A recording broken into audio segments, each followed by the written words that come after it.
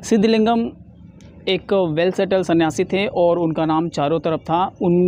उन्होंने अपने शरीर को इतना डेवलप, इतना विकसित कर लिया था कि 250 से 300 साल तक वो आराम से जीते थे और किसी को पता भी नहीं चलता था कि वो 200 साल या 250 साल वृद्ध व्यक्ति हैं।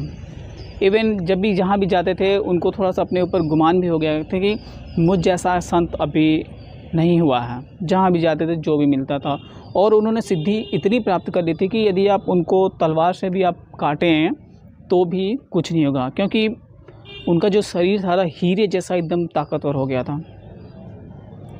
उस समय, उस ज़माने में स्टील के, तांबे के या फिर एल्युमिनियम वगैरह के ही जो हथियार थे वो बनाए जाते थे या लोहा के होते थे, वो हीरे को नहीं काट पाते थे। और उन्हीं के समय में एक सन्यासी हुए थे अल्लामा, जो कि इस वेश तो उनका सन्यासी को नहीं था, वो राजा महाराजा की तरह रहते थे, लेकिन हाँ अपने को वो महान शिव भक्त समझते थे और अच्छे योगी थे। एक दिन होता गया कि दोनों का सामना हो जाता है, अल्लामा और सिद्धलिंगम का। सिद्धलिंगम की वही एक शर्त रहती थी कि आप मेरे ऊपर हमला करो और यदि मुझे कुछ नहीं होगा तो मैं आपके ऊपर भी हमला करूंगा। और होता गया दोनों सन्यासी आपस में बातचीत करते हैं। तय होता है कि कौन सर्वश्रेष्ठ है। एक तलवार लाई जाती है और सिद्धलिंगम अल्लामा को देते हैं, बोलते हैं कि ये तलवार लो और मेरे सर पे मारो और देखते हैं आपके अंदर कितनी सिद्धि है, क्या है। अल्लामा कदकाठी से मजबूत थे, तलवार उठाते हैं और सिद्धलिंगम के सर पे मारते हैं, और जैसे सर पे मारते हैं तलवार जो छिटक के अलग हो जाता है, सर जस का तस रहता है, कुछ नहीं होता है।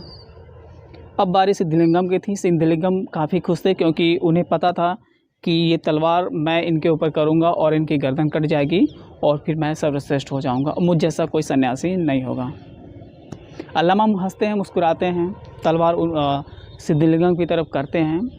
सिद्धलिंगम तलवार उठाते हैं और अल्लामा के गर्दन पे ऐसे वार करते हैं। तलवार पार हो जाती है, उनकी गर्दन नहीं कटती है। फिर 2-3 बार ऐसे कटते हैं ताकि गर्दन कट जाए, लेकिन होता कुछ नहीं है। सिद्धलिंगम अल्लामा के पैरों में गिर जाते हैं और माफ़ी मांगते हैं कि मैं साधु के वेश में रहता हूँ और मुझे गुमान था कि मैं बहुत बड़ा योगी हूँ या मैं बहुत बड़ा साधु हूँ, लेकिन आप मुझसे कहीं बड़े सन्यासी, साधु या योगी हैं। साउथ इंडिया में अभी भी जो सिद्धलिंगम के अनुयायी हैं वो भी रहते हैं, अल्लामा के अनुयायी वो भी रहते हैं, लेकिन अल्लामा के जो अनुयायी हैं वो एक योद्धा की तरह रहते हैं। ये कहानी बहुत ही पुरानी है, लेकिन हाँ कितनी हम लोगों की विरासत समृद्ध थी। लोग अपने आप को यौगिक क्रियाओं से या इन सब चीज़ों से अपने आप को इतना डेवलप कर लेते थे कि एक मेटल का चीज़ भी उन्हें कुछ भी नुकसान नहीं पहुंचा पाती थी।